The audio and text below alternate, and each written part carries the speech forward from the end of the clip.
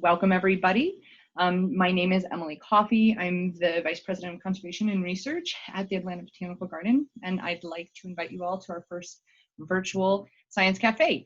We're really excited to be able to host this virtually. As many of you know, this is normally an in-person event, and due to current circumstances with COVID-19, we obviously were unable to host this in person, but we hope to again when the format allows. But for this year's remaining Science Cafes, we'll be sticking to the webinar. So thanks for joining us, and we hope to see you next month also. So here at Atlanta Botanical Gardens Conservation Research Department, we've been working really hard, as I know many of you have, learning to work from home during the pandemic. We've had our amazing conservation horticulture staff that's been able to keep our valuable collections alive, and we've also been able to keep doing field work. This spring, we had to modify a lot of our field work to be able to do our collections for our conservation seed bank and tissue bank. We've been able to continue with modifications, our restoration efforts occurring in North Georgia and Florida, Panhandle, as well as conducting research on key imperiled species across the Southeast. As I know all of you sitting at home have been trying to figure out how to deal with these challenges during these really difficult times, we've been able to learn to sort of adapt and modify how we're doing things and reorganizing so that we can actually keep doing the work that we've been doing for a long time. And we've also really seen that there's a lot of fragility in our global society has been exposed through this pandemic. And we've seen our livelihoods, our food and medicine, and of course, as everyone has experienced, toilet paper shortages. But we shouldn't forget that healthy ecosystems full of rich biodiverse species are really key to supporting our society. And the work that the conservation and research team does here at ABG and conservationists across the globe are doing is helping to ensure that we actually can keep those wonderful resources that we have. We know that there's no going back to the world we left with our now empty offices and our airports and factories being empty. And we know that as we rebuild, that we cannot ignore and we cannot undo the devastating suffering that the pandemic has caused. But what we hope we can see is that we can build a better future with more resilience and more equitable and also more sustainable. So that's sort of what we're working towards here at ABG. I'm going to go over just a couple of housekeeping items and introduce you to a few people. We have Dr. Lauren Easerman on the line and Lila Uzel, who are from, they're helping behind the scenes. They are part of our conservation and research team. And if you have any questions, please feel free to message them during the talk if you're having any issues with connectivity.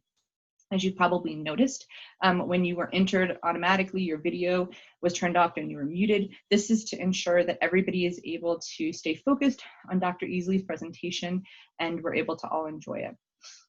During the webinar, you are more than welcome to ask as many questions as you would like. In the middle of your screen, if you're not familiar with Zoom, there's a question and answer button sort of in the bottom middle. So please feel free to use that option to be able to communicate with us. And following Dr. Easley's presentation, we will be having Lila help with reading off those questions and helping lead that portion of the webinar. We'd like to thank Atlanta Science Tavern and Mark Merlin also for being such a great supporter and being able to really help us get the word out. And we thank all of you who have been able to spread the word of this webinar to your friends on social media. We're really pleased to see such a great turnout and really excited to have you. So as the garden is working hard to adapt to the changes of the pandemic, we're also continuing our work to support and the fight against racial inequalities and injustice. And following the deaths of George Floyd and too many other Black lives, we are following to continue to support diverse voices in our department. And we affirm in the Conservation and Research Department that we will continue our support supporting Black botanists and ecologists in the workplace, the field, and the laboratory. And we will continue to work towards building a just and equitable scientific community here at ABG Conservation and Research Department. So it is with my greatest pleasure that I get to introduce Dr. Thomas Easley. Dr. Easley has spent most of his career as a diversity professional and a forester. As a diversity professional, he's focused on the recruitment, retention, and diverse talent in natural resource disciplines. As a forester, he's worked with landowners and citizens on land management and stewardship. He has a very esteemed education, earning his undergraduate in forest science at Alabama A&M University, his master's degree in forest genetics at Iowa State University, and his doctorate in adult education at North Carolina State University. Dr. Easley serves on as the diversity director of the College of Natural Resources at North Carolina State University, where he's taught courses and advised students and supported faculty and staff on programming, ensuring that all are inclusive to all populations. Now, as the Assistant Dean of Community and Inclusion at Yale School of Forestry and Environmental Studies, he combines his professional work along with his passion for art and ministry to lead the diverse efforts in the school. In addition to his amazing academic experience, he's also an Eagle Scout and is known as Rashad in the world of music.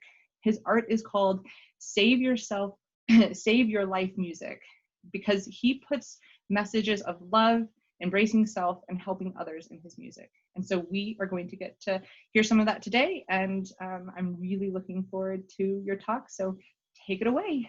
All right, thank you, Emily, for that great introduction. Greetings, good evening to everyone.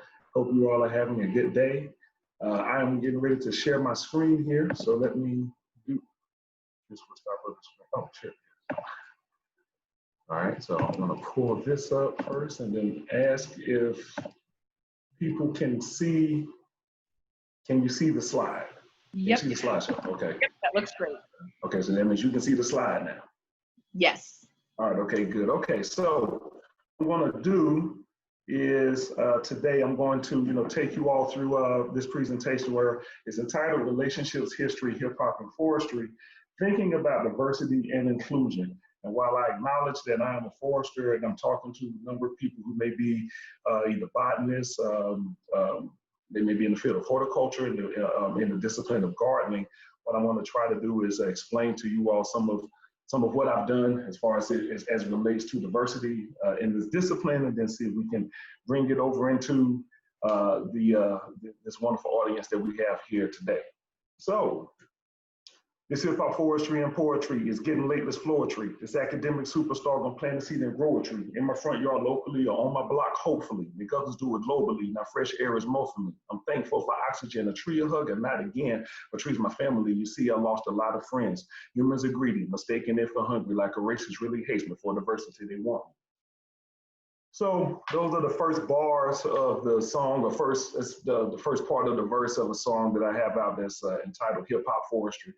It's an idea that I came up with really 2 years ago that at first I wanted to do a record like merging hip hop and forestry. I wanted to do an album for that. But there's so many other issues around race, environmental justice, and that's naturally what I already talked about. So I never finished the album. We're not starting on it now. But I did create a song.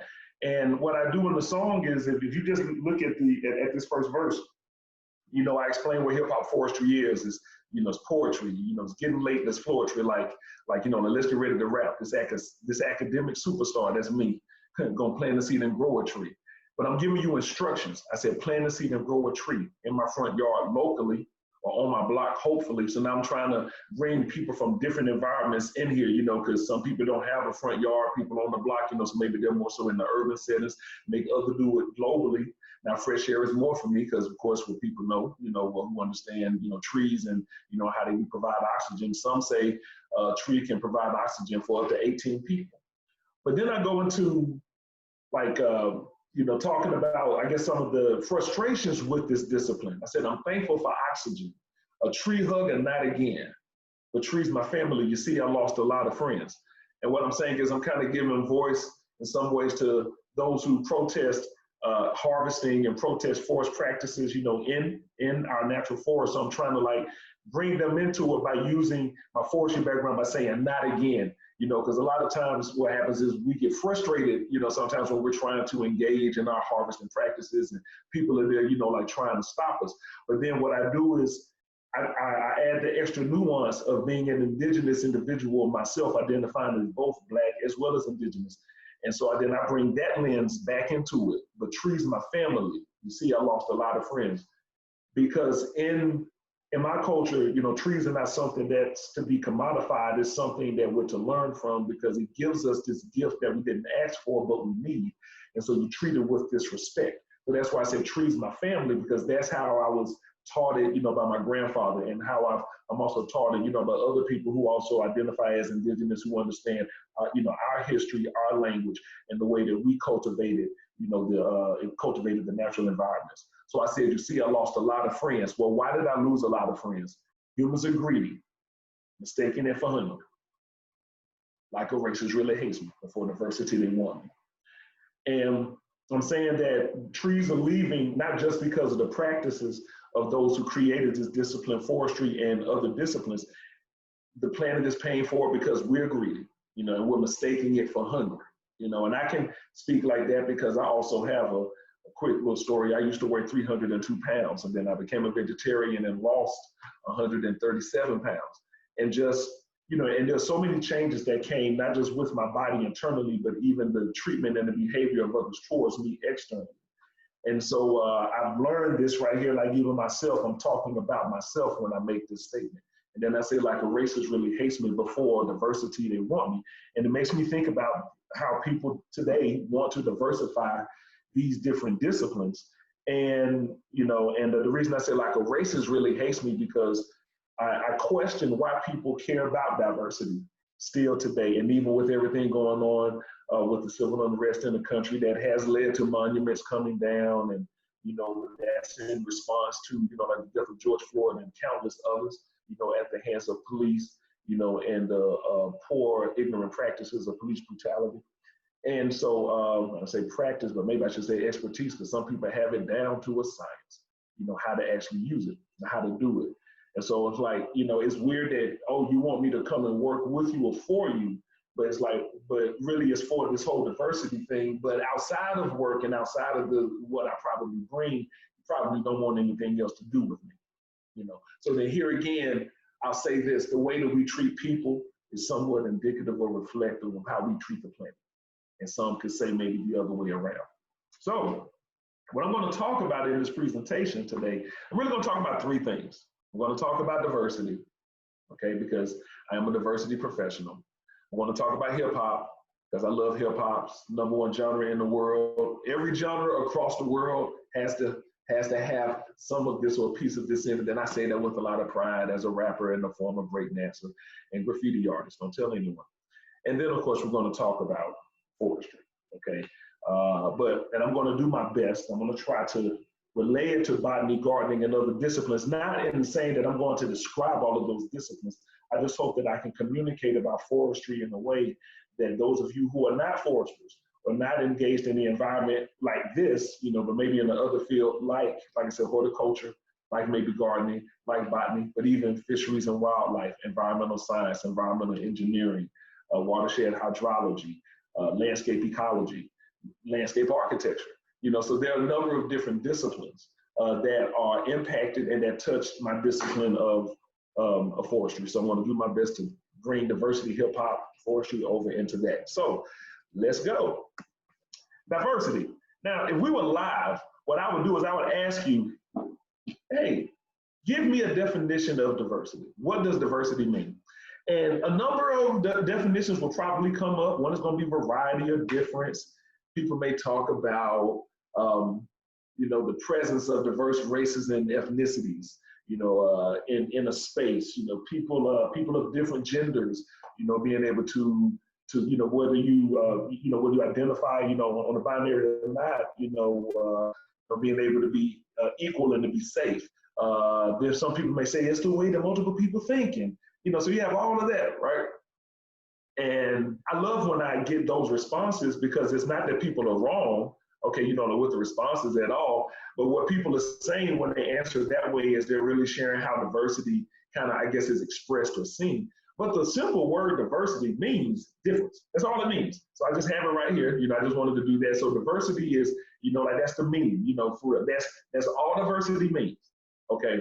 But if we were in person, I would ask you, why is diversity so hard? It seems like it's challenging in our different workspaces.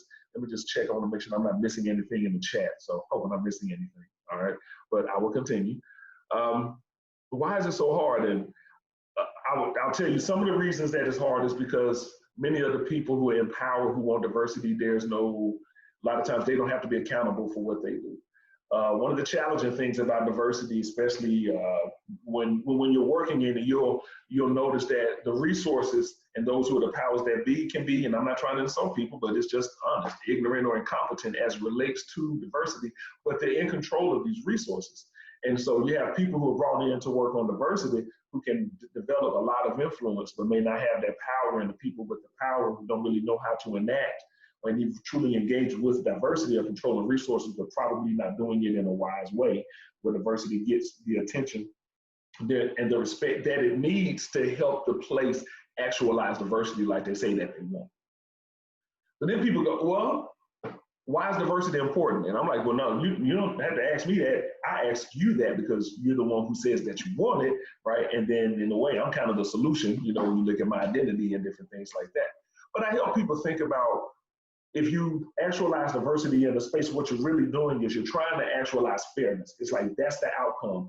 And you're trying to do it across the board, which is really not easy. It sounds good, sounds great.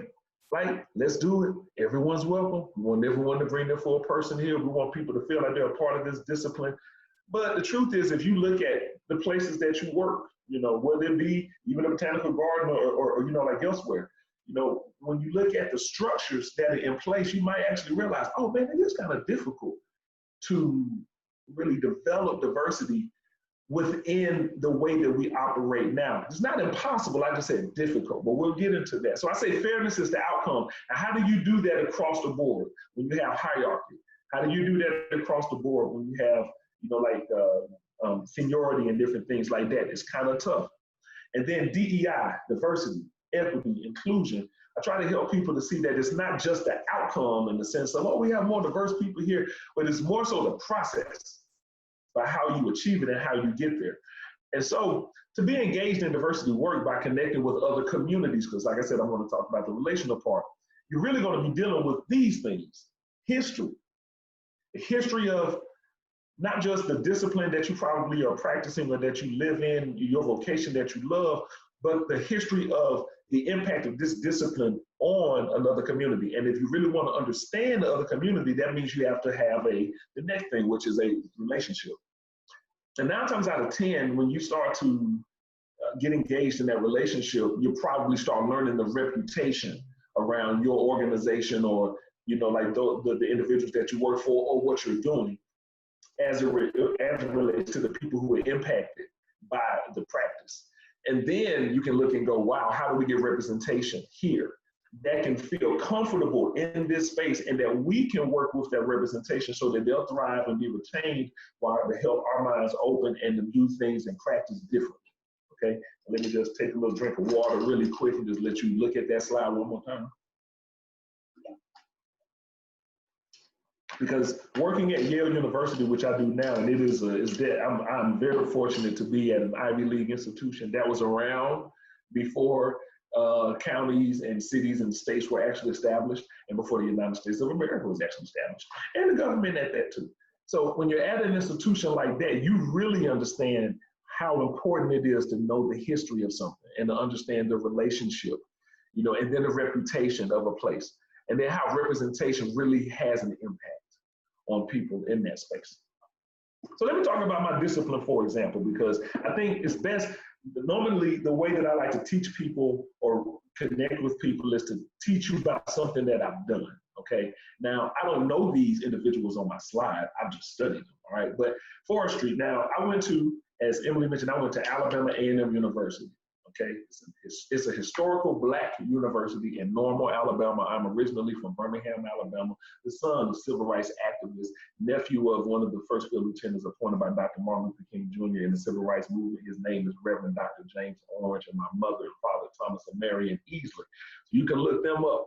But they supported their son going to Alabama A&M Bulldogs, okay, to study forestry. Don't get me wrong, they didn't know what forestry was, and some people in my family still don't know, but you know, that's okay. It's not my fault. And when I got to Alabama A&M, I mean, I ended up getting a scholarship from the U.S. Forest Service because of some research I did in the summer program. So thank the U.S. Forest Service for that support. And when I started my when I started in my major, I just knew that, okay, this major is going to help me to get a job, because I didn't really plot and plan at that point. It was just, I'm just kind of living my life and just trying not to end up on the street and go back home. And here I am, you fast forward 24 years later, now I'm in my 40s, and I'm actually doing pretty okay. But the discipline of forestry is something that I needed to understand, because when I started working, when I did my work with the Forest Service, I was stationed out in Montana. When I started working at NC State, I was the diversity director to help them to diversify in school. And it's like, wow, how is this hard if you have money to give, you have scholarships to give, and if you treat people well, how hard is it to get people there and to keep them there? Notice what I said, you have something to give and you treat people well, how hard is it to get them there? Because the truth is, if you do both, it's not that hard to get people there. But if you don't do both, it's going to be not just hard to get them there, but to keep them there. And the discipline is very interesting. Really kind of started by some people call, our godfather, Gifford Pinchot, who is originally from Germany, by the way, who came to the U.S. and actually practiced forestry first in the lovely state that I'm in, North Carolina, and then and this is in the late 1800s, and then from there went up to Yale. Keep in mind, Yale was founded in 1701, so they had already been around for 2 centuries by that time. By the time he gets there, and they start a forestry program.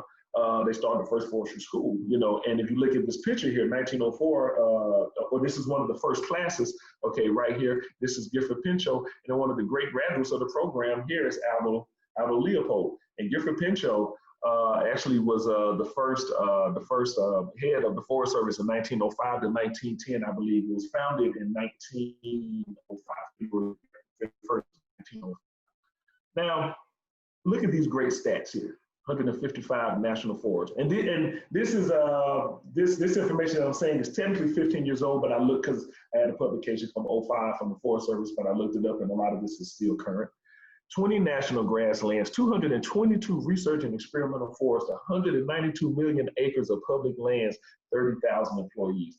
That is some amazing work, is it not? I mean, you have to say 155 national forests, 192 million acres of public land, but you actually have more millions of acres of private land that's in the hand of private landowners. Okay, and while we have these national forests, and we kind of have what I learned when I was when I worked for the Forest Service, where we have wilderness areas, there are these pristine areas where no one is touched, so we keep machinery out of them, we protect these areas. But if you actually study true history of how this country came together, there's no such thing as a wilderness area, because there were people who are already there. We call them First Nations, Indigenous Americans, Native Americans, American Indians, but there were, and I am also a mixed individual, so that's in my blood as well. There were people who are already here who were managing, I don't even want to say managing, they were in relationship with the land very well before the settlers came over. And those who don't know the history of that, that's another presentation. But if you understand some of the tenseness in my voice where I sound the way that I do, is what I'm saying is that if you know the history of a discipline, you know how this discipline got started, you have to understand that there was a negative effect that it had on the people who a lot of folks still don't know about it as it relates to this discipline. And so if you say, oh, I want to diversify, I want to bring people in, this part of history is very important. How did your discipline come together? How has it persisted? Because what happens in the field of forestry is the more men learned about forestry, they went out and started family businesses, then they go buy up this land that was stolen. And so now you have these people on this land, can't make dirt, how can you own land? But they're on this land, and now they are determining how trees are harvested, grown, planted, so on and so forth. And when you fast forward all of these years later, some of these practices we really need to not just look at, but change as it relates to climate change. But not only that, the negative impacts that it can have on communities as it relates to the history of what some of the history of what I shared, because I didn't give it all to you. If you want to know more, we can talk. If you want to share other, insight, we can talk later. So the reason that history is such a big thing, because if you have the wrong history of a discipline, you're probably going to behave or do the wrong things. So that's why I asked the question, how hard can it be to diversify something if you're giving someone something and you're treating them well?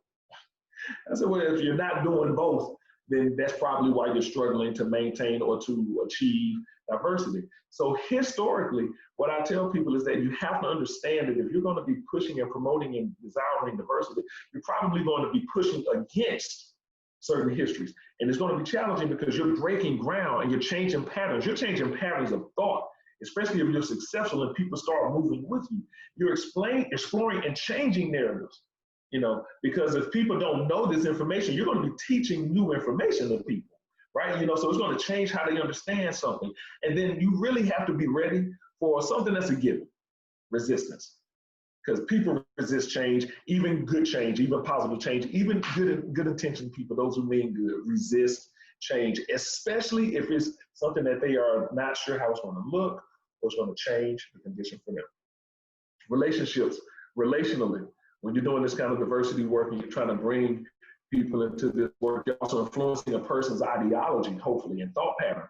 Here's the thing I have to say is, I can't see how you think, I can just see how you behave. So if people were to say, what's more important, the thought pattern or what you do, I would say, as far as I'm concerned, it's more, I care more about what you do because that is what I can see. But for others, they may say, oh, the thought process is the most important. Yes, that it is for you. But for me, it's the behavior, it's the activity.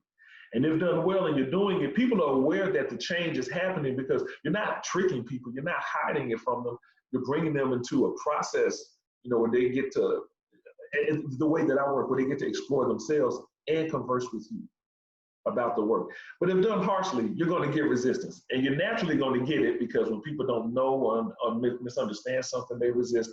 And if you do it harshly, meaning that you don't take other sensitivities in mind, you can get resistance there too. Now, why hip hop? Why hip hop of all choices? Well, because I love hip hop. Hip hop for me saved my life. And if and when people ask me to teach about something, I like to teach it via hip hop because I think that it speaks cross culture, and it speaks cross generations, cross ages, cross genders. It does so many different beautiful things. And it can also be misogynistic, it can be harmful, because there's relationship in communication. There can be race and sexism in communication. But I love it because of the expression and the autonomy and the confidence for those who have to use this art of hip hop. The individualism and the uniqueness, especially at least when I first came into hip hop, which was in the 70s and 80s and in the 90s, everything was different. It's a little different now, but when I grew up with the golden era of hip hop, it was all about diversity. You have to know your audience, and when you have the skill of rapping like I do, you can respond to others, you can freestyle on the spot, I answer questions immediately, and it's my passion. So what I encourage people to do is not take hip hop and apply hip hop to what you're doing. Find out what your passion is and see if you can educate people through your passion, because then you'll speak to people's values and use multiple languages as you're communicating with people.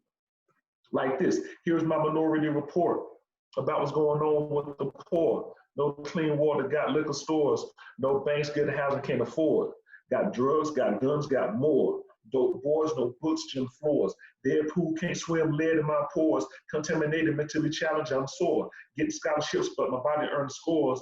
I want to use my mind and explore. A quick cop stand at my door. Say I resemble this dude that shot 4. I don't own a gun, but I am at war. Praying about who came after the 44th. President evidence, there won't be no more. Black folk for a while, not expecting support. Let's do it backwards. Black folk for a while, not expecting support. Not expecting to see a person of color as the president for some time. We had Obama, and look at where we are now, and look at even the options and the choices that we have now. President evidence, there won't be no more. Wrote this verse right here actually more than 4 years ago. So I wrote this before the last U.S. presidential election. We were wondering, that's why I said praying about who it was originally praying about who coming after the 44th. I don't own a gun, but I am at war. As a person of color, I'm at war in this country. say someone says I resemble the dude that shot four. I'm at war because my color and the way that ignorant people feel about me makes them see me in a way that's probably more so how they see themselves. Because I said, crooked a cop standing at my door.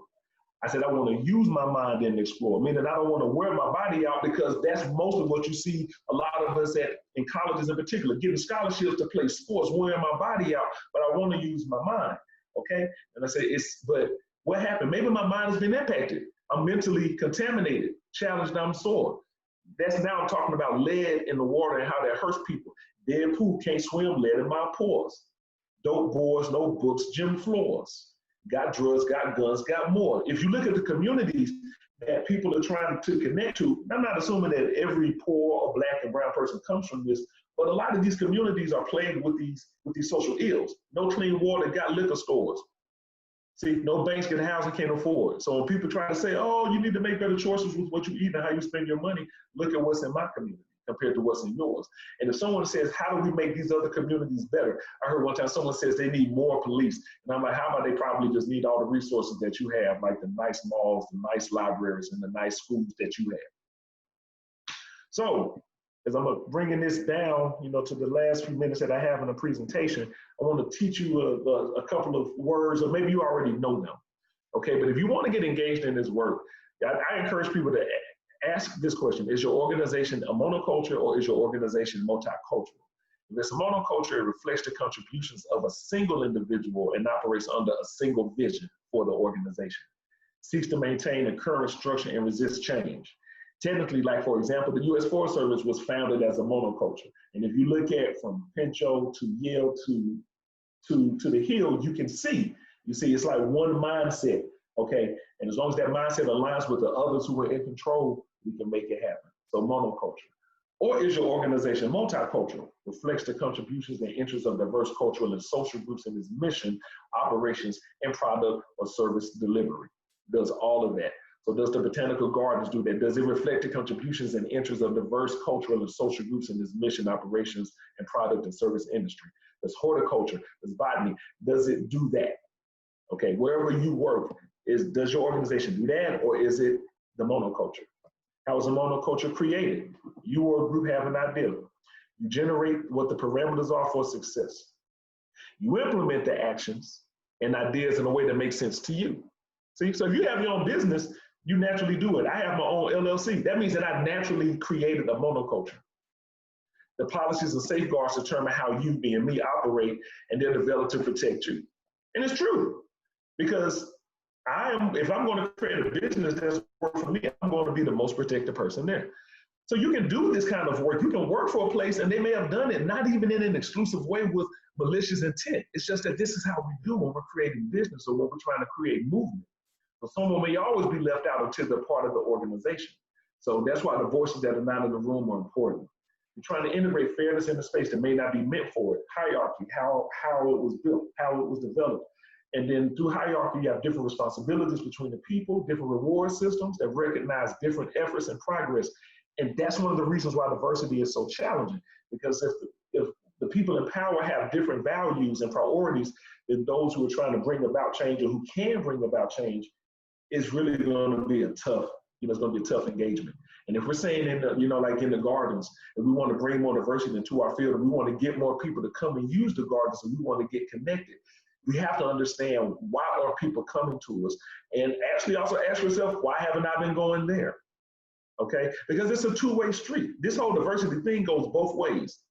So I'm just going to give you some tips. Okay, for those who want to do this kind of work and who care about this, who want to diversify, this is what I say: everyone has to be involved, and it's really true, because everyone is impacted. It takes macro vision. You have to think big. You have to think big when it relates to diversity. As you think about diversity, don't negate your policies and rules that govern how you operate. Because what a lot of times people want to do is say, who else needs to be here? And I'm like, hit pause real quick. No, what rules contribute to how you do what you do? How are people promoted here? How are people hired here? How are people retained here? How are people supported here? How are they mentored here? You see? So those are the kind of things to think about within your discipline. Mind your blind spots, because we all have them. What you don't notice, and some of us, and if not all of us, willingly ignore some things, those things can hurt people. Diversity workshops, for those who like to do those kind of things, they have to be tied to goals at all levels, not just a workshop. Remember, people are more than their jobs. At times they have more skills probably than what they're being paid for, which is why for me, hip hop was such a big tool to use as it related to recruitment. But if you don't know hip hop and you don't understand it, you may look at it like, what's wrong with that and why is he doing that? See, so your ignorance is causing you not to see the opportunity. So I always tell people, if we have a disagreement, it's probably because of lack of understanding. Let's have a conversation before you just say you fully disagree. And if the morale is low in the place, spend time reconnecting with your colleagues. Don't waste time just trying to get something done, because the best resource you have are the people. Now, for those that want change, I encourage people to do this. Learn the organization or learn wherever you are before you do anything. Know the history of the place. Develop your agenda and try to align it with the bottom line of the organization. Because it's so much better when you have support on your side. It is true that there's power in numbers. And why work hard when you can work smart? Create relationships in the organization or in the community that you're trying to connect with and build allies.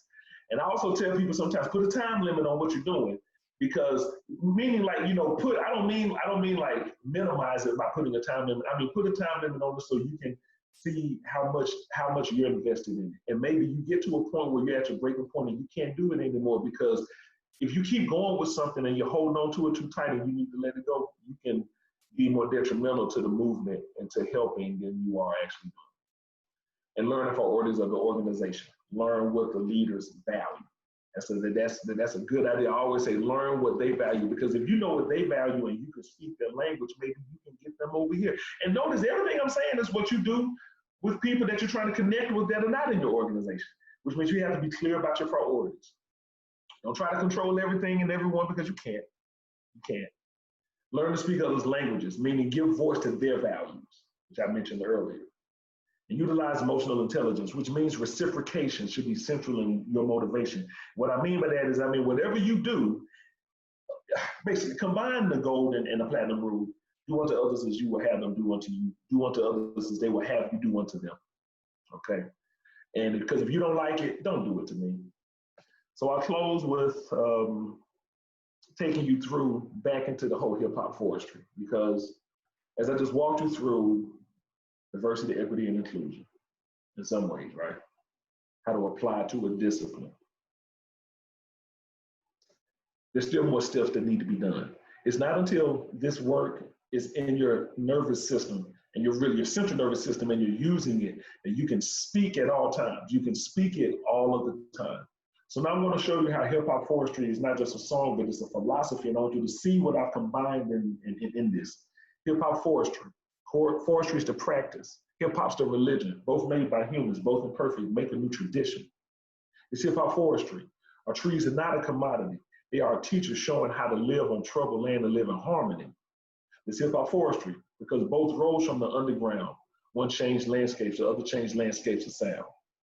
It's hip hop forestry. We're not scared when people or bugs approach you. We don't just worry about POs, that's parole officers, but we worry about CO2, carbon dioxide.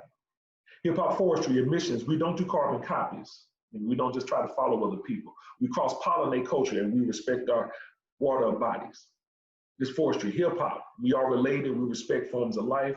You can't treat me worse than the pet. Something about that ain't right. This forestry hip hop, in different forms we dialogue and debate. In forestry hip hop, you can't own what you didn't create.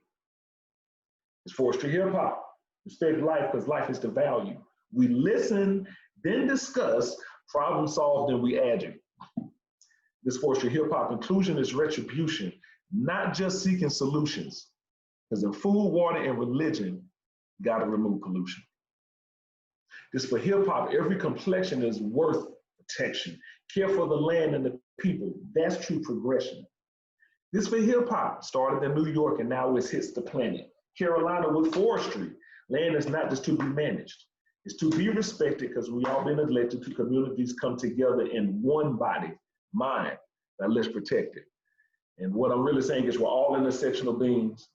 We all are touched and impacted by different things. Just like you want to protect yourself, we have to protect other people. And we have to look out for each other and also look out for ourselves. So with that, here's my contact information. If you want to get in touch with me, you can find me on Twitter, Instagram, Rashad is what you look up as far as the music goes. There's my emails, you know, if you want to contact me for academic purposes, you know, Yale, if you want to contact me, you know, for consulting purposes, you have my business email. And that's it. I will stop the sharing the screen, and I guess I can log in and get ready to start to take questions, I guess. So I'm back. Awesome. Great presentation, Thomas. That was awesome. Thank you. We do have a couple of questions so far. If anyone has any additional questions, feel free to use this Q&A box. So our first question is from Grace Burmester, and was asking if you had any suggestions or resources on the history of forestry. Suggestion of resources on the history of forestry. Well, yes, I mean, I always say read Rachel Carson's work. I say read the Sand County Almanac so you can understand how Leopold was thinking, okay, about forestry. And then I say go get books like Indigenous Peoples' History of the United States, okay, so then you can understand you know, how they were moved, how we were moved off of the land, okay, and how we were in concert with the land. But contact me via email, and I can, you know, like suggest, you know, like other ones, you know. But that's a really that's a really good one. That last one that I just mentioned, you'll get so much from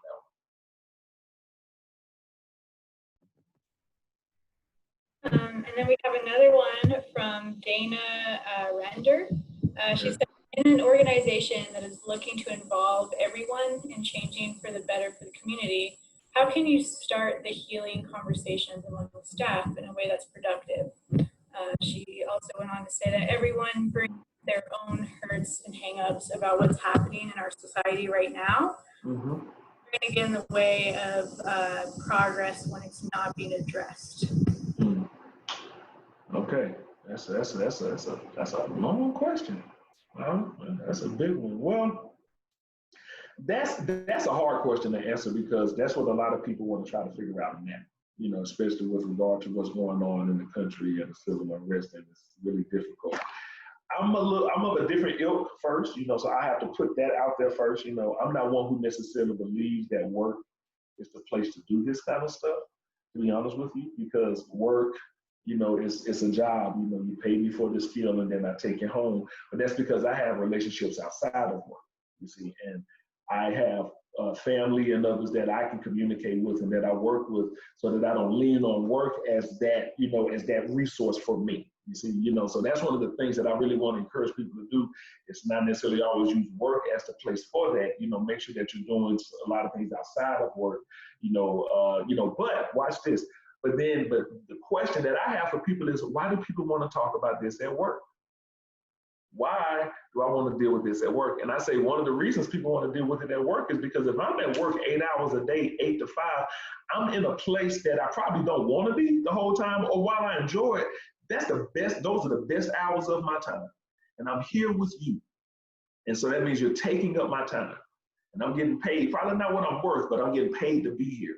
So if I have to be here, okay, like this and work here, I want to have this conversation here because I'm not able to deal with it in any other way. And then that's when I start the conversation of answering that question. I'm going, okay, then, so if you really want to do this, I really want people to think about it in that regard. Okay, like just think about the way work is set up and the fact that people want to deal with this stuff at work. Okay, and so this is why I started talking about fairness. Maybe one of the things people need to do is they need to look at how fairness actually looks in your place of work. Is it really fair? So now, how do you start this conversation? I don't know how you do it. I'll tell you that I know how some companies have done it. They started with, like say, the CEO sending out a message, like to the people there, saying, how they feel and, like that they support, such and such. And then some have like set a day aside and said, let's have a day where we have a discussion, we come together almost like a retreat or half of a day, but one of the things that I think that you do is you can't plan to do it one time. You have to plan to do it multiple times, so I think that's the other thing. The other thing I really encourage people to consider as it relates to this topic and what we're dealing with, if you really want to deal with this, get ready to do it for the long haul. There is no short answer. there is no short solution to this. I mean, unless you just want to redistribute all the resources in the country, and do reparations and do all of that, So I tell people, I wouldn't enter into it just to do it one time. You're going to be doing this for a long time. So more so, it's time to develop thick skin. It's time for the leaders that be who are there to start learning what diversity, equity, and inclusion is really all about. It's time for people to start learning what race and racism is. Of course, homophobia, sexism too. And then I think that's when I'll probably start bringing people together, because now you have some more informed people. The leaders know something. But if you haven't done any of that work yourself, I wouldn't be bringing anyone together unless you bring someone from the outside who can help you with that.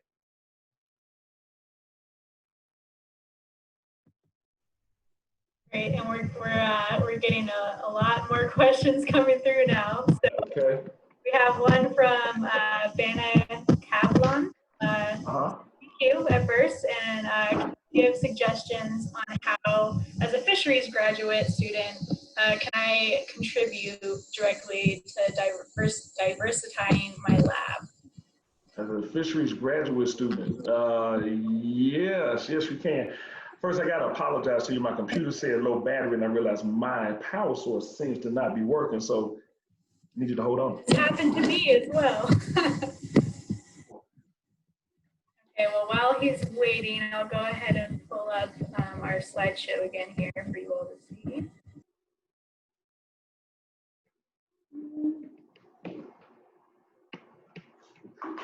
Okay, all right. How much more time I have? I hope we last a little bit longer. All right, okay, yeah, I only got a 12% left. Okay, so the question was a wildlife student. Well, if it cuts off, I'll jump back on my phone, okay? Which it just may do. How can I diversify? And there was a question about diversifying my lab. How can I contribute to diversifying my lab? I mean, you probably, first thing I would ask is, like what needs diversification in your lab? So, that's a very broad question. I don't, like that's a tough one to answer, I think it all depends. It all depends on what's going on in the lab, who is working in the lab, how did they get recruited to work in the lab? Maybe look at how do we bring more people into the lab? What kind of research gets done in the lab, and who decides the research? Maybe you may want to do you maybe want to administer like the research in a different way. Look at it from a different lens. Do you have what other sub-disciplines, if you can come into this lab and really make the research and the work more robust, where sometimes people just really isolate what they do in the lab and they don't open it up, but it could also be for good reason. You know what I'm saying? So, so that's like I said, that's a tough question to answer, because I'm not necessarily sure, like what they want to do in their lab. Okay. So, but I hope that's kind of helpful. You can ask another question. Well, I think I figured something out, maybe. I hope I did. No, I think it's just dead. Okay, I think the power source needs a break. Okay, sorry. Our next question is from Travis Harper. How did you navigate your way through a hip hop career while intertwined with your green collar career, such as performing and also board meetings? How did I navigate hip hop career? And I know there was a lot about performing and stuff like that. I guess while in academia, well, I mean, I've loved hip hop since I was a kid. I got involved in it. I got engaged in hip hop for me because it was a way of using my voice, because I felt like I was working in environments really where it's not that I couldn't use my voice. People didn't really hear what I was saying. That they didn't really understand it, and that's here again, different language, people communicate differently. And so I used hip hop as an outlet. And then when I saw how other people responded to me using it as an outlet, I started using it as, okay, this is a way to connect with people then, I guess. And then I started seeing how my students started reacting to it. And when I would go out and recruit and use it to talk to audiences and how people were, I was like, oh, wow, like this stuff really works. So what I recognized is that I could use hip hop. It helps me to connect with other people. it would be great if other folks learn how to value hip hop so that maybe they could either use hip hop or like become part of the community and see how other people communicate. And then they can they can also do it. But they don't have to just use hip hop. They can use any art form. They can use any, genre. And so what I did was I just brought it into the classroom, okay? Because I knew that was a great way of connecting with young people. And then I took it out into my recruitment work because I knew that was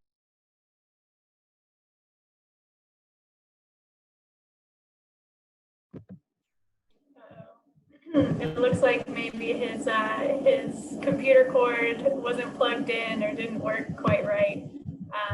But I do have a list of all of these questions from y'all. We are going to post this talk online. So actually, I'll go ahead and post the link to this, where this talk will be stored for you. And we can have him answer those questions for you via this online platform. I believe he is also going to try to call in. Okay. So whoever didn't get their question answered, and for those of you who want to stick around for these other questions, we have some really great questions coming up. So if you want to wait for him to call in, we can wait just a few minutes here. Thanks for your patience.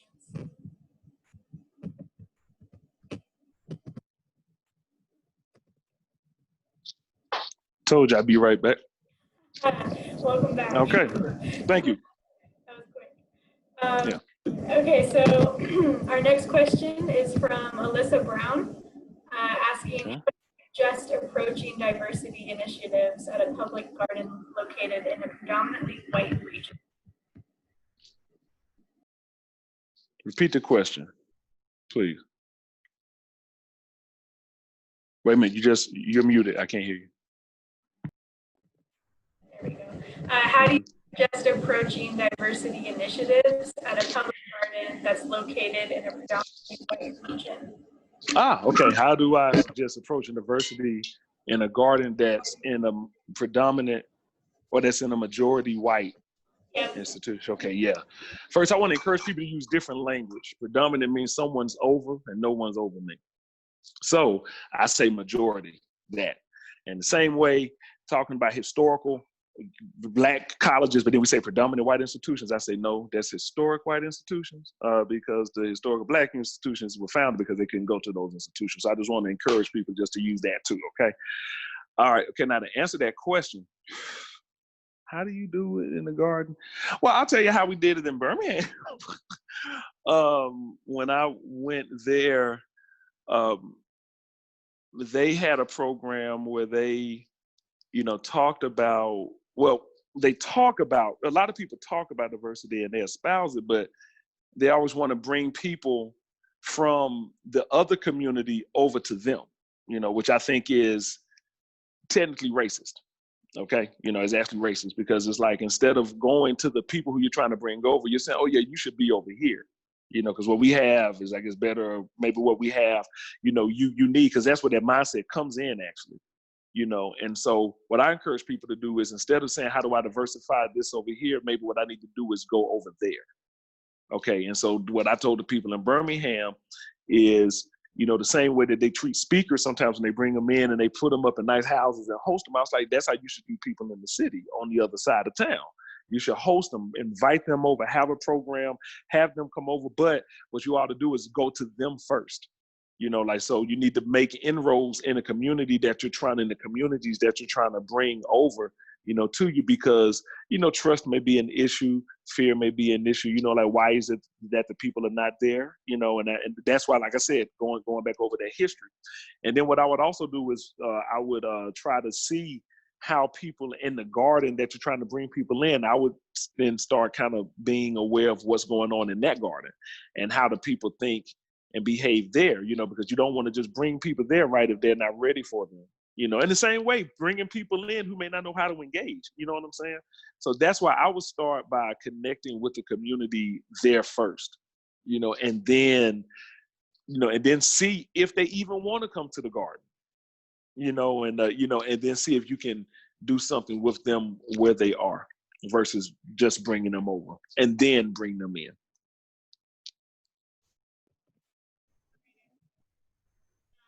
Next question is from Jason Ligon, asking, Okay. what is the racial demographic for the U.S. Forest Service employees?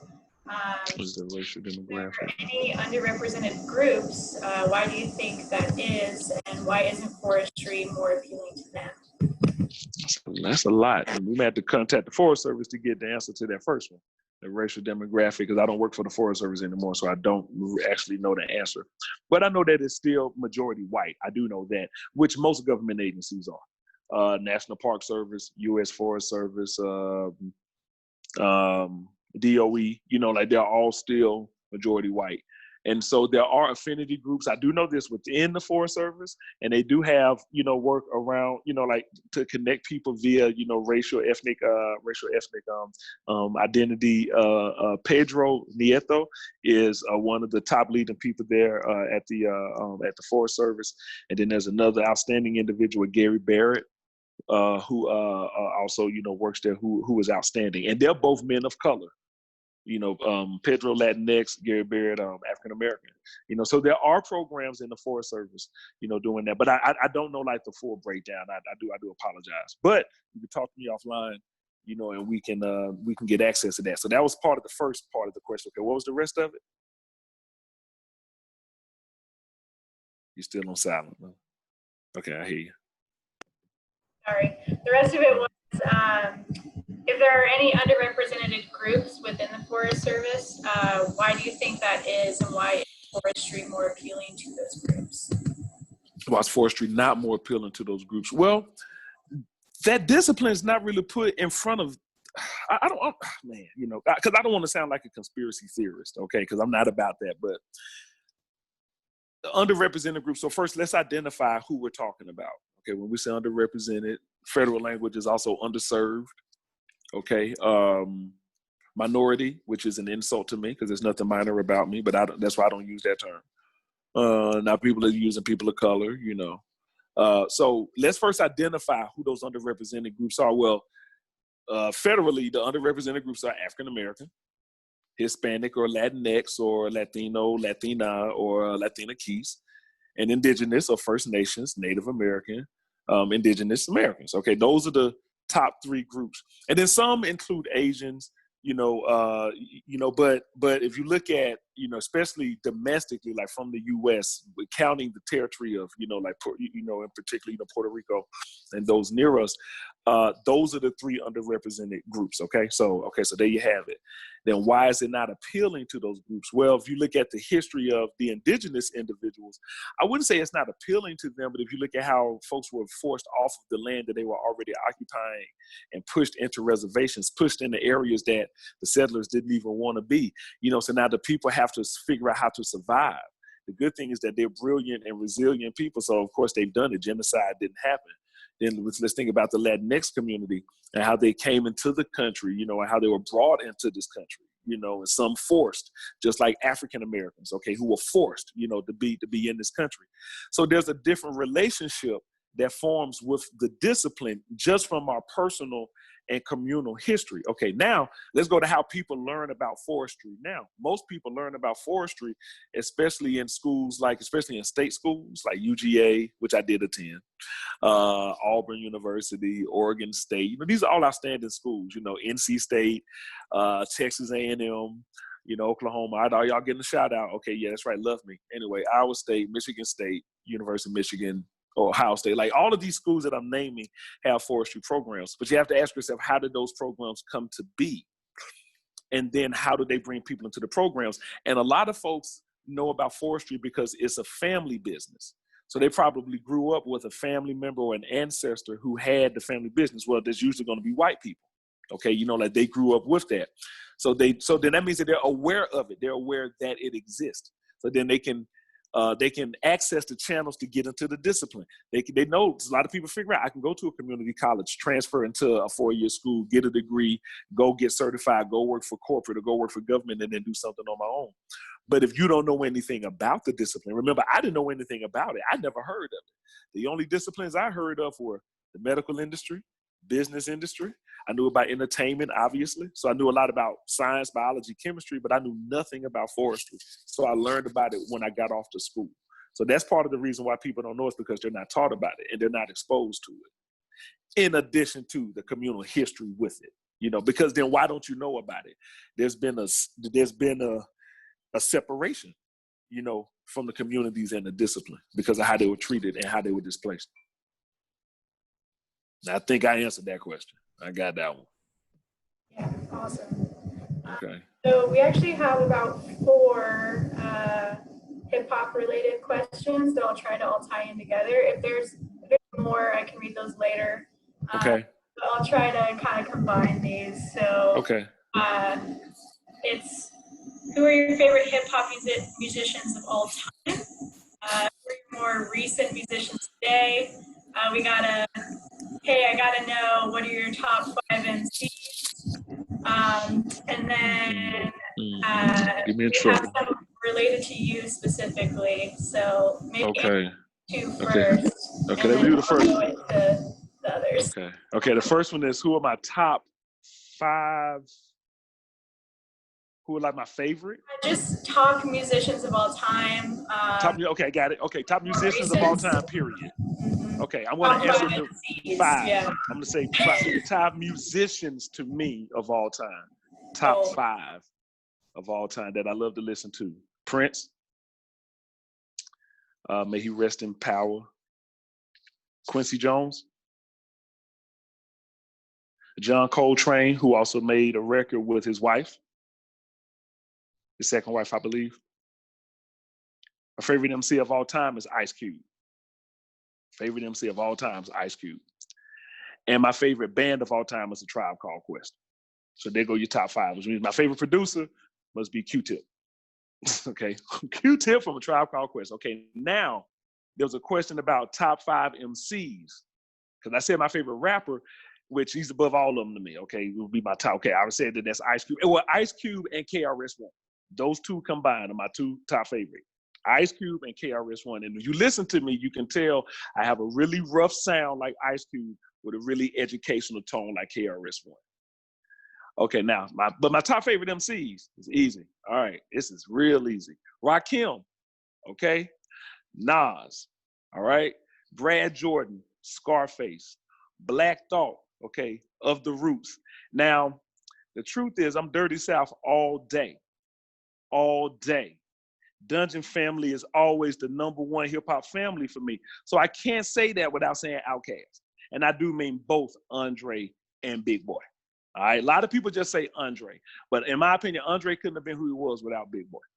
Just there you have it. Now, there's something that I did because I combined them, but I'm going to back them up because there's one more I have to add. And that's the queen that I love listening to right now, and that's Rhapsody. She up there in my top 5. North Carolina represent. All right, so you can't be complete with just saying all men. You have to open it up, you know. And then if I really want to get interested, I can start talking about Big Frida and Chica. But we're gonna see. But see, that's I leave that alone. Okay, now then I know another question was about who are the young people that I'm listening to now. So the artists that I'm listening to now, besides myself and my crew, Mitch Durrell. Okay, y'all should look him up. Darrell. Mr. Doja. This is my crew. Okay, now the other famous artists that people know, you know, the people that you overpay to listen to. MCs, Sci-Hi the Prince from Atlanta. Know y'all history. Sci-Hi, he like one of the best to me. I listen to him now. Oh man, hold up. J. Cole, North Carolina represent. You come on, you don't even. If you don't like him, there's a hole in your heart. You got issues. There's something wrong with you. I said J. Cole.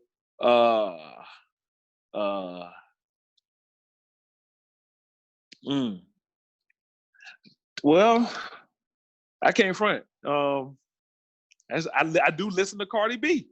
You know, I really love Cardi B. Okay, I think she's dope. I mean, she's the you know what I'm saying? I know she don't write all her own stuff, but hey man, whatever. Most of y'all don't write your own stuff either.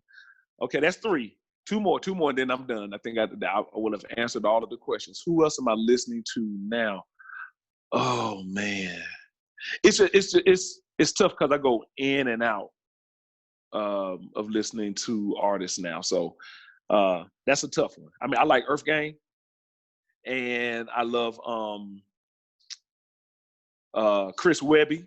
Okay, out of Connecticut. You know, I like him. So there you have it. I think I answered all of them. I think I did. That was awesome. Okay. I'm sure Right. folks in Atlanta are loving you right now. Oh, but that's where it started. I mean, they opened the door to the South. Hey, even I know that. And my family went to school with the Dundon family. So, you know, I have an inside, to be honest with you. Yeah. So cool. Well, we do have 2 other questions related to you doing hip hop specifically. And if there's any, Okay. like I said, I'll read those. But Okay. one that says hip hop is a great example of storytelling about the forestry field and diversity issues. Would you recommend other creative ways to tell these stories, just in classrooms or conferences? And then related to that, we have, do you use hip hop specifically as a science communication tool in your field of research? Technically, well, I'll answer the second one first. No, I don't. Not like that. I use it as a tool to communicate with young people when I'm out in the community talking about environmental justice. Now, the reason I wanted to distinguish and say, no, I don't, you know, wait a minute, because hold on, I just lied. I published on this. So, okay, yes, I do, but I don't do it intentionally for that purpose, okay? You know what I'm saying is hip hop for me, it is an art form. It's not something that I care to cheapen through research. It's something that, and I'm using that word intentionally, cheapen through research. So yeah, so it's like, I guess yes, but I don't try. It's like that's not what motivates me. Like research is the furthest thing that actually motivates me. You know, connecting with people is what actually motivates me. Now what was the first one? The first part of it about how do I forgot the first question, Lila. So, you know, hip hop is a great way to story. Got it. Would you Other recommend forms. other creative ways? Yes. Poetry, which is technically hip hop too. You know, like walking people through like, you know, really giving people a chance to express what they see through poetry. Journaling. That's what we did with young people here in Southeast Raleigh when we were teaching ecology to them and teaching it to them in their neighborhoods. We used journaling and let them express themselves, and then we let them tell us what the issues were. Okay. Another artistic form, drawing. Matter of fact, you can combine. See, this is what we did last year. I worked with a group in New Haven, Connecticut called Solar Youth, and we did a concert. We combined poetry and hip hop and R&B in the show. But the way that we did it was I worked with these young ladies, young women. They were all like aged like 8 to like 14, and it was only 5 of them, and they were just and they still are so magnificent. So we started. The program was called Writing, as in WRIT, Righting Our Wrongs. And righting the wrongs, and then we taught them about like wordplay. You know, we really went into understanding, you know, the English language a little bit more, and then how people have used it, and teaching them about people like Malcolm X, James Brown, Ella Fitzgerald, and folks like that. You know, and then like, who do you listen to? And then they were like, this is who I listen to, and then that's okay. That's how I started listening to Cardi B, was because of them. I was like, y'all listen to Cardi B. I mean, I know she's fine, but okay. I mean, I knew like 3 of her songs, but after that, I became a fan because, come on, I mean, these beautiful angels. And see, that's the other thing. Young people, man, they can get into your heart if you open up, and then they can teach you and educate you. And we raised $56,000 last year because those girls put together a great show with their mentor, Yexandra Diaz, who is a poet. So yes, I'm name dropping. Solar Youth, Yexandra Diaz. So yes, you can use multiple forms. You can use anything. You can even my partner has a book, My NC from A to Z. It is a history book, you know, that adults and all can learn from it, but young people, babies in particular, pick it up and get it because it's all these great colors and all of this stuff. But the history from A to Z. See, keep it simple. I think that's one of the other things. You know, people want to get to, too deep. The forefathers did that, you know, and look at what it did. It caused more confusion and it just kept the resources in certain people's hands, and people still trying to figure out how to get it, all because people want to talk wise about it instead of just keeping it simple. There you have it. That's awesome. Yeah, I mean, raising money like that, like $60,000, you know, like that just shows that, yeah, like communicating in other forms outside of science that are, you know, either related or can show connections towards stuff like that can be a really great way to, you know, connect with others and stuff. But anyways, yeah, we have another question from That's right. Jordan. From who? Chaz Jordan. Okay. Speak to your experience transitioning from a historically Black institution to a predominantly white institution, and how does it affect your career experiences later on? Okay, it's good. Okay, you know, see, there go that predominant word again. I said historic. It's all right. I'll continue to correct. Historic. It was a transition. It was a transition because to go from Alabama. So I went from Alabama A&M to the University of Georgia.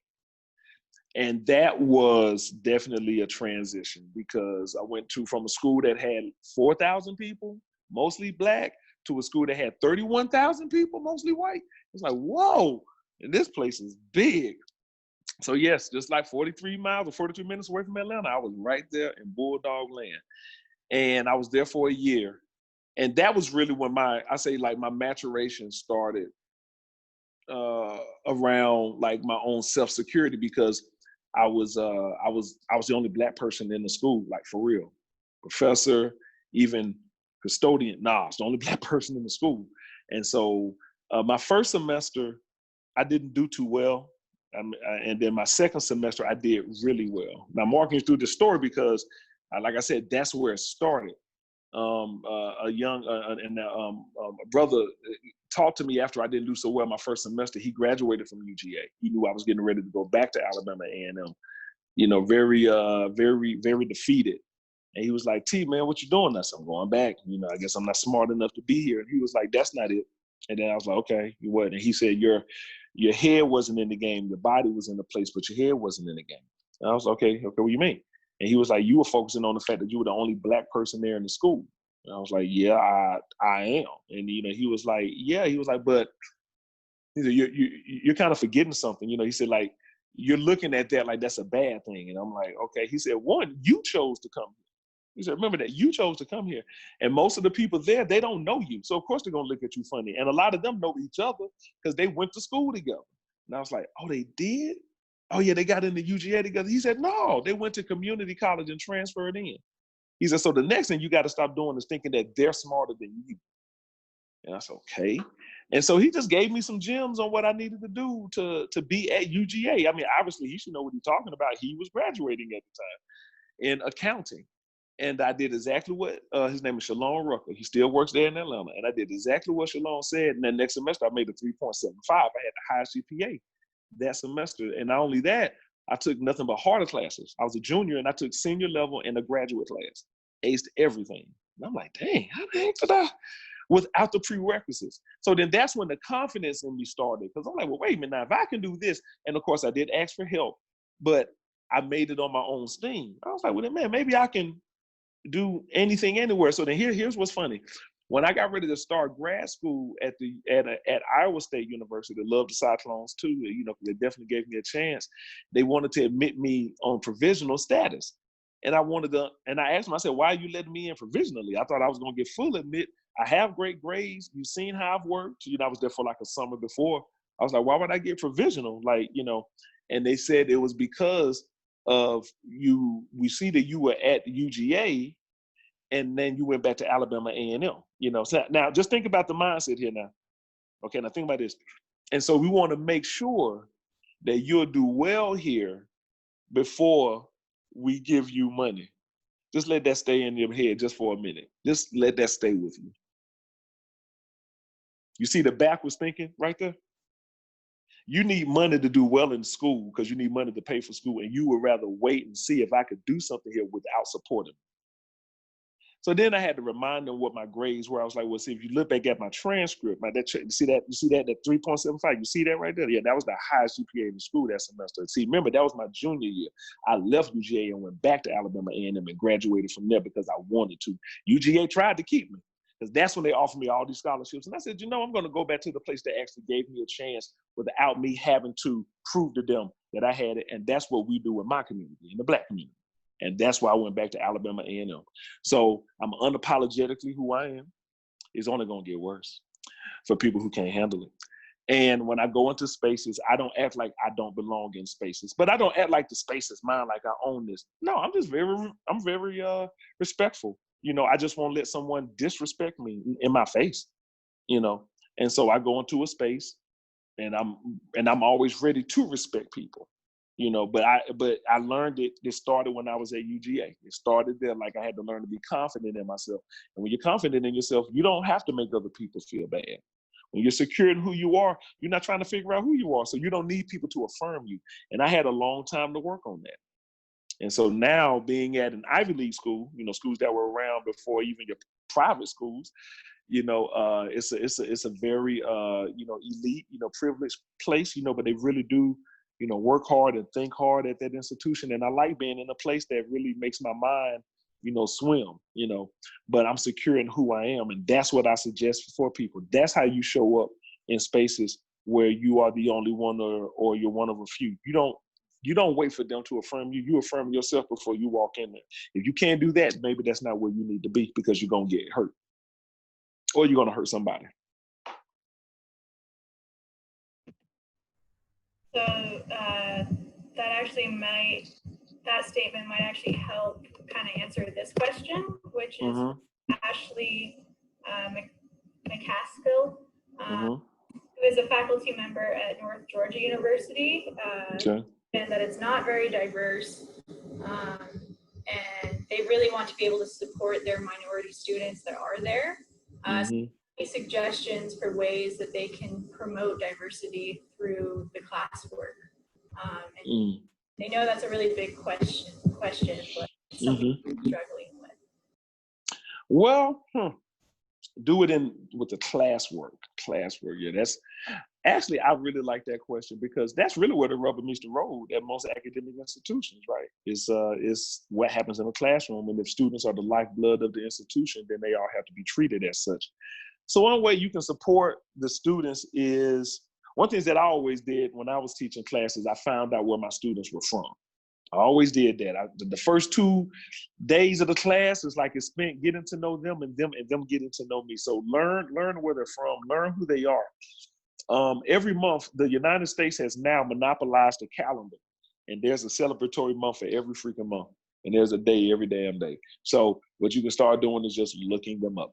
And you can start, maybe like looking at, maybe your school or your institution doesn't celebrate something, maybe you can, like help them to bring about, like highlighting other cultures and stuff. But in the classroom, one of the things that I suggest people do is take your curriculum, no matter what it is, and try to understand, like I said, the history of it and the origins of it. Then what you do is I try to look at other communities that have actually done something in the discipline and then see if I can speak about it, in class. So, but you have to do your research, like you really have to do it, because it's not that the information is not out there, it's just that it's not documented well. So like when people wanted to know about forestry, that's why I talk about indigenous people. I'm like, well, a lot of those practices were stolen, like from, some of them were stolen from indigenous people. You want to know about Black people in forestry? You can go to Tuskegee University and look up Booker T. Washington and a lot of the work that he did to help really construct the campus, but what the Black people, the skills that they were bringing to that campus for them to construct it, that's agriculture right there, and how they were planting their own crops and building everything. That's actually architecture right there, but no one talks about them like that. You see what I'm saying? No one gives them that kind of credit. I mean, if you even look at plantations and the way that a lot of the places were built, or even like the institution that I work at, Yale University, and the way they were built off of Black geniuses, because that's who were building them, and so what I encourage people to do is look up other people's history and how it was related to them, and then be willing to learn a little bit of language so that when you're teaching about different populations, you can use language that's appropriate. Like someone recently when I was at Yale asked me a question like this: Thomas, when I'm talking about Black individuals, should I say Black people or should I say African American? And then I said, you probably just want to say both. And then they were like, why? And I said, well, because everybody Black's not African American. And African American, even we have issues with the words African American. And then, you know, and then we're part of the diaspora. So you also got to learn how to talk about people too. You know, that's why I said Hispanic, Latinx, Latino, Latina. That's why I said that. But if I really wanted to be specific, I would say Dominican, I would say Puerto Rican, I would say Mexican, I would say Colombian, I would say Argentine. You see what I'm saying? So, you know, you can't be afraid to also learn about the people and the cultures that you're trying to bring into the space or that you're trying to teach and talk about. And I think that people should take the time and do that.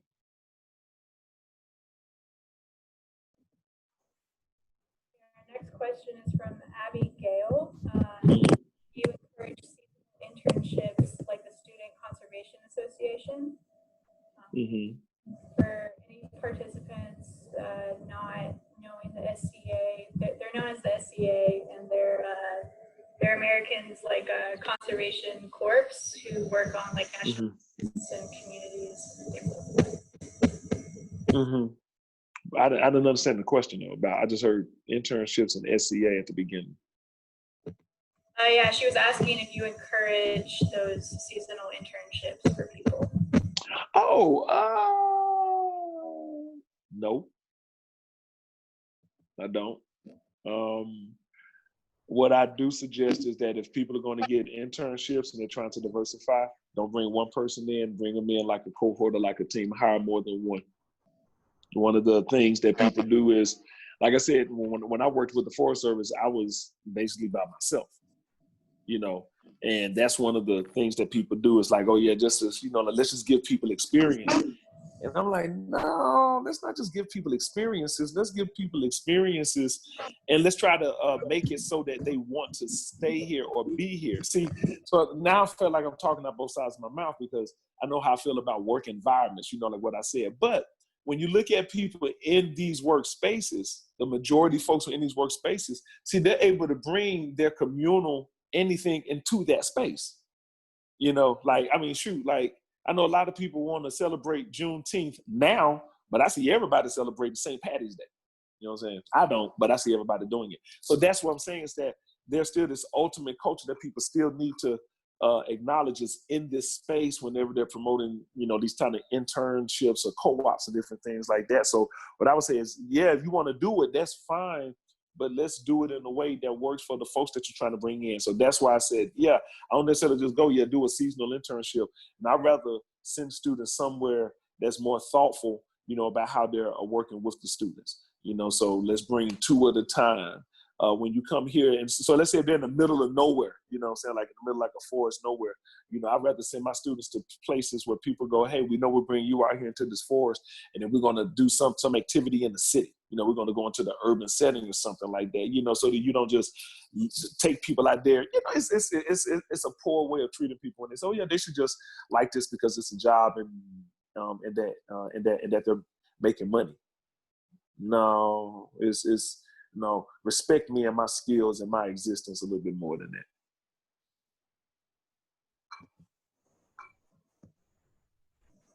that. We also have another question from Amanda asking how should an organization or DEI, for any participants listening, and DEI is diversity, equity, and inclusion. So how does an organization or DEI initiative balance gathering perspective and experience from marginalized groups without putting the onus on them to do the work or educate everyone? That's a good question because that's what's happening a lot now. A lot of people are trying to figure that out. I've definitely been asked that question almost every day since George Floyd. For real, almost every day. Yeah, and you work with DEI all the time. So. Exactly, yeah, you know, and the answer that I have a couple of answers, but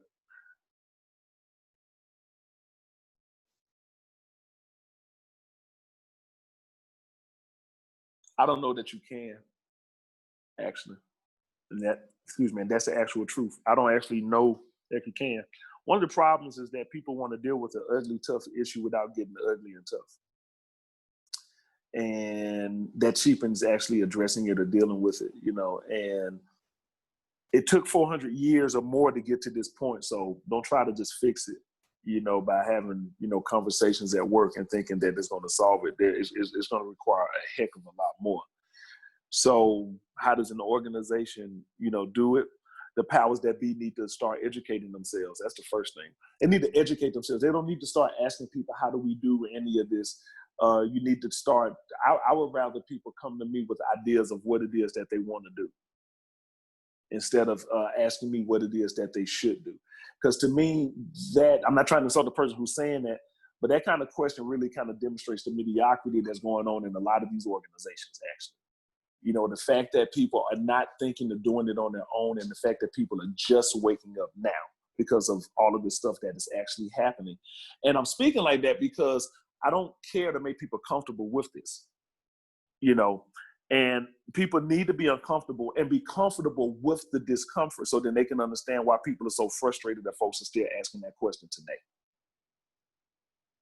So I have to say that first, just so, because if people won't, if they won't build their own skills before they start to address this, we're basically going to be doing it.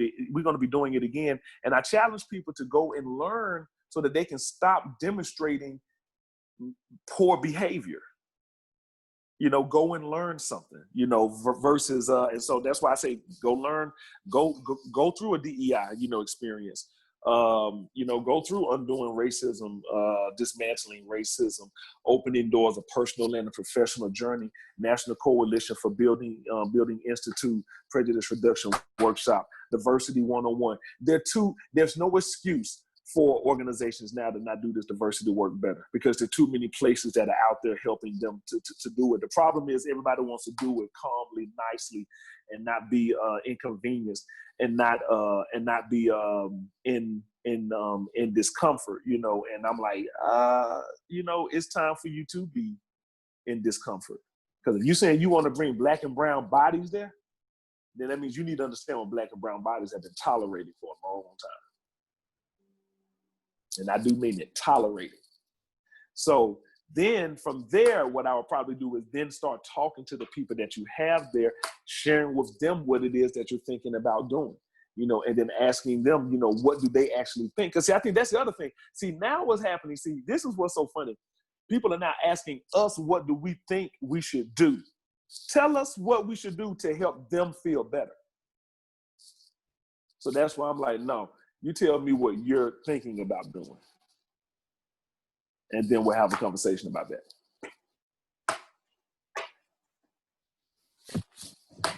Okay, our next question is from Rebecca Chapman.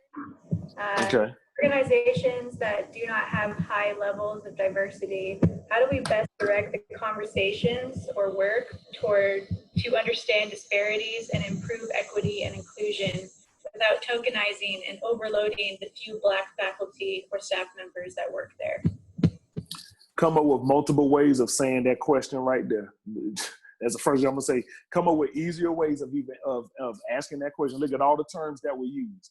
Right now, we were gonna go into a community and try to talk to people about that. That's not how I would talk to them. I would only talk to them like that in an academic setting. So that's one of the first things that I say.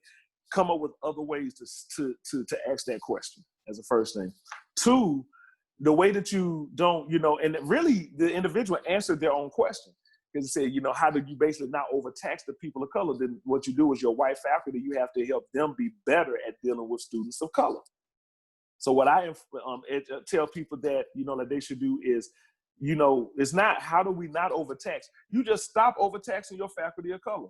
It's not a how do we, you just stop it. Because usually what happens is the faculty of color in those spaces are doing 2 and 3 jobs while the white faculty are doing what's on the paper, doing their one job. And then the faculty of color are mentoring everybody while these other folks get to, and it's so funny, right? The reason I keep using the word mediocrity, because it's the people's lack of knowing and ignorance and fear that is justified for them not doing it. And then the lack of knowing and fear of me is why I'm pushed to do something as a person of color. Do you understand what I'm saying to you? That's why I'm using that word. Like I said, because it's an insult to hear it like that from time to time. It's like, what do you mean, what can I do? And I'm saying that to people now in this platform so that you understand why people easily get frustrated. You see? So, so it's like you can be upset with me, then you can go and talk to them a different way. I would go and talk maybe to those faculty members and ask what it is that they need for them to feel, well, no, I wouldn't. I don't even like that. I can't stand when people come and ask me that question. So I'm not going to tell people to go talk to other folks. Some people like that easily can't stand it. When people come, Thomas, what do you need to feel more comfortable in this place for you not to ask me that question, actually? That's what I need, because I know how to take care of myself. I'm here to do a job. My family is not here. My family's out there, so I'm good. So that's the other thing that I try to encourage people to do is to, like I said, look at your place of work and look at who does what, and then let's see if we can make it fair. Let's really spread it. It's like, let's make it let's do things equitably as well as in an equal way. So that's one of the things that I suggest. Do both equity and equality. Equality means everybody gets the same thing. Equity means everybody gets what they need in order to perform. So that's why I said do both of them. You want to give it like if every faculty member got $10,000, okay, then give everybody $10,000. And then say, this is what you have to work from. But that's not normally how it happens. This one gets this one gets that, this one gets this one gets that, because they negotiate. They know how to communicate. You see, they know how to talk to each other. You see? So if you just want to be fair, you just wipe all that BS out of the way from the beginning. Everybody gets the same thing. It's almost like survival of the fittest. And let's see who makes it, But until places of work are really ready to do that, the leaders need to educate themselves. The people of color there need to be supported, in ways that they should determine, meaning that if you want to know what they need, you have to go talk to them. And then stop putting the burden of diversity on people of color or on the Black and brown people that are there, Like I said, and I use that word incompetent, ignorant, mediocre. I always tell people, I'm like, if you don't like me using that word, if that word insults you, then prove me wrong. That's what I tell people. Okay, then prove me wrong. Do something different. Don't just want to get respect for doing your job because you got a woman in your lab and you're a man. No, you want respect because you actually did something you haven't done before. You gave people an opportunity, fully funded people who couldn't afford it and gave them a chance, and you did it just because you wanted to. Okay, that's someone who I would pat on the back. Because you did it and you didn't even realize you were helping all of these students out. You were just doing your job, and you didn't ask to be recognized. So be a little bit more humble too. People who think that they're doing great things when you're just doing, when you're just doing your job. That's how you're doing.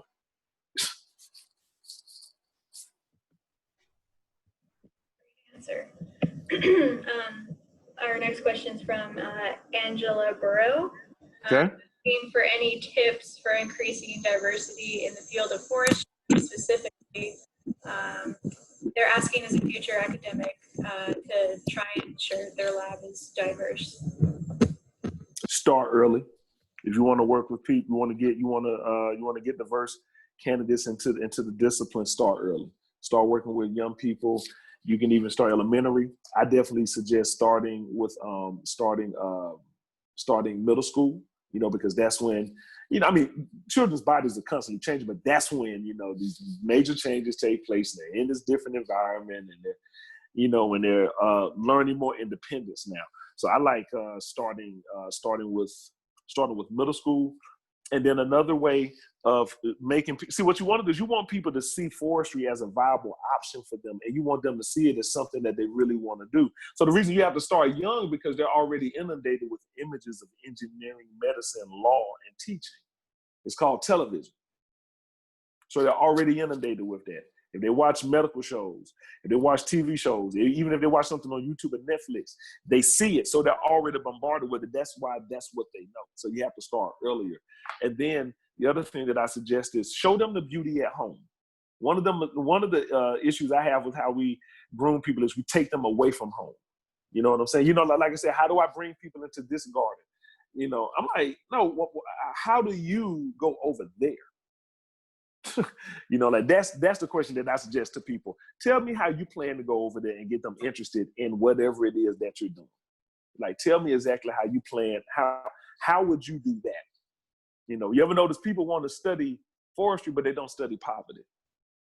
You know, so if I was to tell you, do you want to understand how people live impoverished? Go into the neighborhood and sit with them and learn. Notice that people don't study poverty, but they love to study wealth.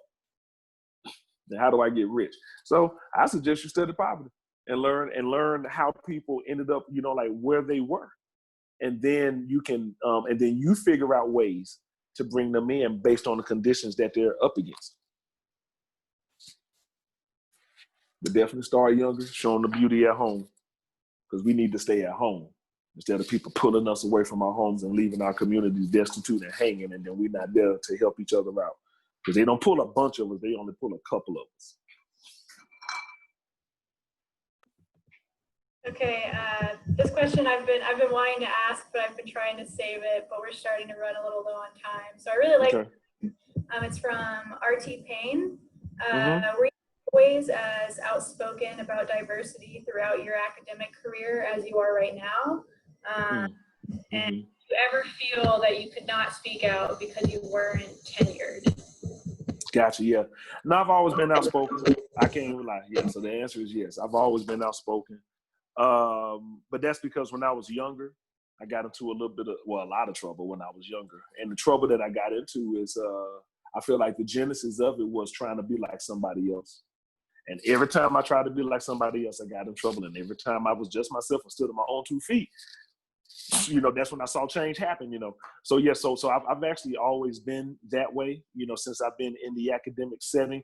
And I've also been, but I've been like that, like I said, for a reason, because if you don't assert yourself and speak up, a lot of times people will not, they won't help you, you know, then there are other people who don't need people to speak up for them, and they always help them. So I grew accustomed to not having people back me up. So yes, I've been that way. You could probably say unfortunately, but fortunately.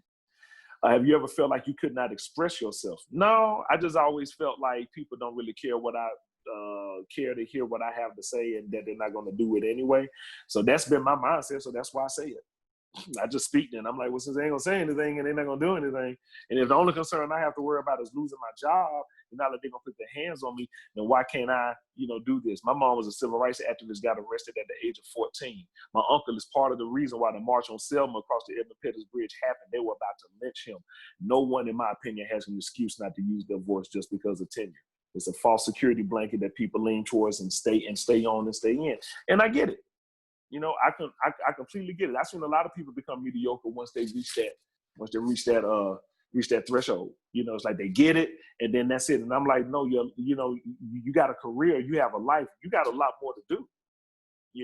And when I was doing the work of diversity at my former institution, it was the tenure professors in particular who did not help me. So I don't have a full respect, for that T word. Because it was the tenure professors who had protection who did not help me. And then there was the assistant professors who were trying to do something. They courageously did things. And so those full professors and those tenure professors, I mean, everybody has their own reasons. I get it, because we all got to look out for ourselves, and I still have no respect for that. When people use that, like, I'm going to go and do this, but I'm not going to help out other people. So, but like I said, once, speaking of people's values, if that's your values, then that's what you do. You know what I'm saying? That's, do that, you just know my position on it, and that's not me trying to hurt people or attack people. That's just my position. I can have it. People can have their own. Okay, here's another one I've been wanting to ask. It's from Clint Pagu. I'm sorry, Clint. They've used my last name too. Is your perspective on the use of prison labor for forestry, natural resources, and restoration work? What's my perspective? Yeah. I'm not on the use of prison labor for forestry, natural resources, or restoration work. Mm-hmm. Which I'm not sure if those disciplines use prison or labor.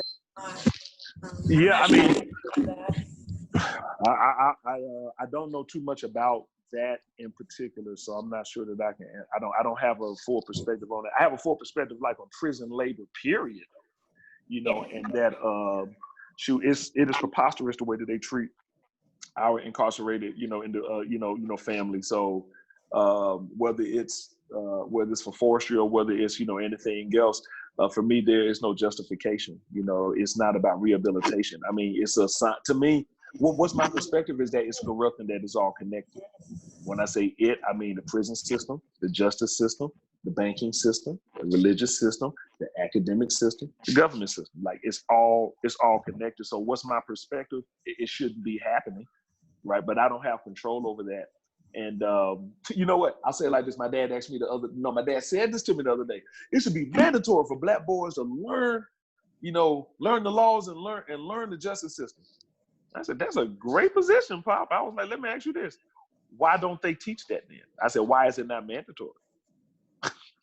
He's like, I said, yeah, why is it not mandatory? I was like, it's not mandatory because they don't want the boys to learn. I said, just like in the healthcare field, like the money is in the sickness, and the justice field, the money is in the corruption and people being incarcerated.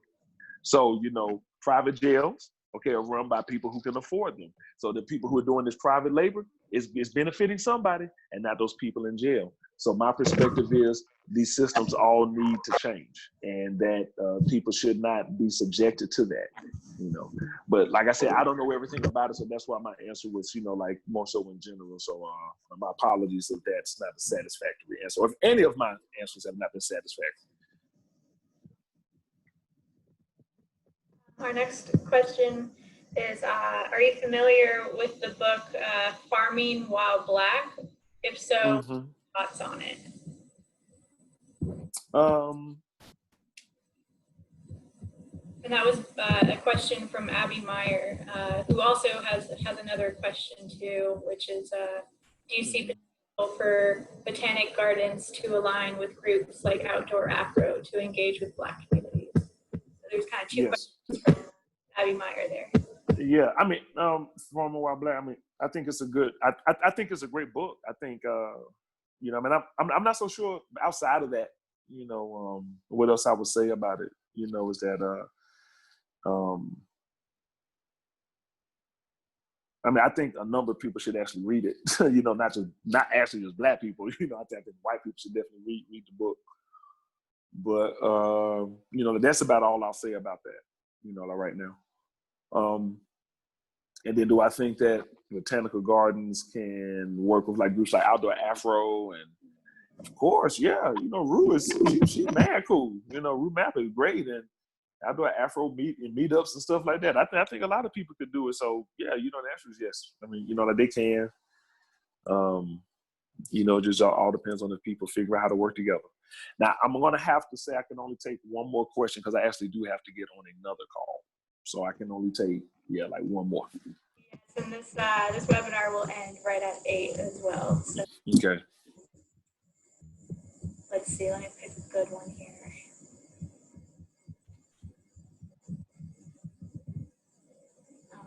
So we have a couple on internships that would answer kind of questions. Okay. So let's go with internships. So Bronwyn Hogan is asking, paid internships seem to be really, really important and paid at living level. And continue to say, meaning if you are going to have internships, they need to be paid. And then Haley Ritger followed up with that, asking if you could speak to how unpaid internships, which are common in the field of science, to get necessary experience to be competitive for a paid job. Inequality by excluding people who can't afford not to be paid or compensated fairly.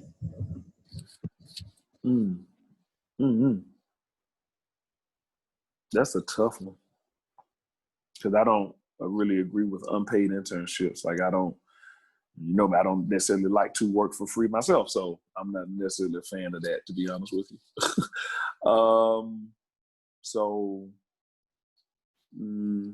I mean, I'm not. I don't know. What to tell people to do on that one. I just know that my personal thing is I don't like I personally, professionally can't stand working for free.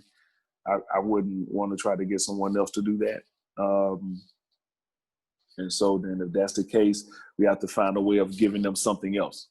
you know, whether it's another kind of benefit or something. You know, I just it's you know, it's like it's hard because the way that jobs are really treated to bring people in, they're treated very transactional, but people want to engage with it on a relational level. But these are still jobs, so it's still really more so transactional. I pay you for the skill or the gift that you bring to me, and then you provide something.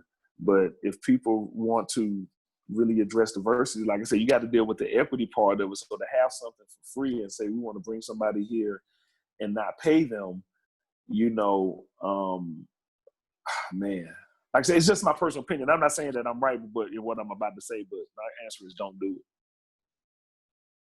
You know, I'm like, if you can't pay them, then I don't suggest that you do it. And then they go, oh, well then how can I work on diversity if I can't bring anybody there? That's for you to figure out. Because it's more than one thing that can be done. But yeah, that's my opinion on that one. And then internships are great for people who want, you know, experience. I mean, now it's like people have, you know, it's funny how, you know, the world is just really just going to crap now, you know, because, you know, you used to go to college to get a job. Now you have to go to college, get an intern while in college to hopefully get a job. You know, so it's really kind of jacked up now. So what I suggest people also do is figure out how to simplify whatever you're doing and get good talent in there, because it's getting harder to, like, it's not just harder to find good talent, it's getting harder for people to retain good talent, you know, because too many people are coming after them. Hey, I know being black in forestry, it's a great position right now. And so that's why I encourage people, if you don't have money, then you better find it, because if you can't, somebody else is willing to pay us. So yeah, there's no, sorry, you have no excuse. Either that or you just don't get us. And that's what I'm saying now for all people of color now. Like, no, we don't do things for free. Our ancestors did that, so I don't even agree with that anymore. Mm-mm. Bronwyn, who initially asked that question, asked if you'd be willing to share a list of the most effective DEI programs for organizations. I did earlier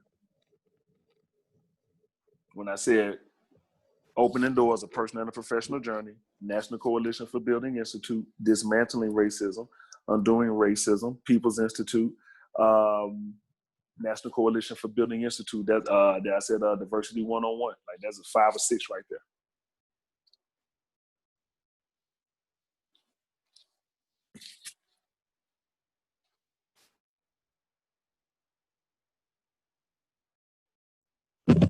Sorry, they said they didn't catch those. National Coalition for Building Institute, Opening Doors, A Personal and Professional Journey, Undoing Racism, Dismantling Racism. Those are 2 different ones, but one's done by the People's Institute, Undoing Racism, and the other one, Dismantling Racism, is done by another group that I can't recall the name. And then I think I said Opening Doors, A Personal and Professional Journey.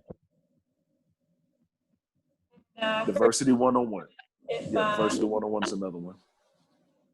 Well, for Bronwyn, this will also be recorded and posted on our website if you'd like to check back on that later. Okay.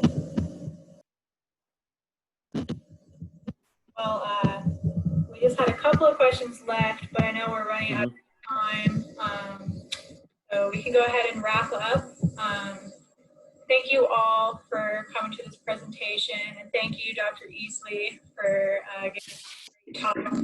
I love all the questions folks had for you, and you had some great answers too. So thanks for starting that discussion. And everybody, if you want to join us next month, our next talk will be July 16th. So please be in touch with our website and social media platforms to check back in and join us for our next webinar series. Well, thank you, everyone, and have a good night, and hope to see you next month. Thank you so much, Thomas. Thank you all. Yeah, thank you. That was fantastic. Yeah. I appreciate it. We appreciate it. Yeah, come back and see us in person sometime. I Yeah. will. I definitely will. All right. Thank you so much for your time. No problem. Good night, everybody.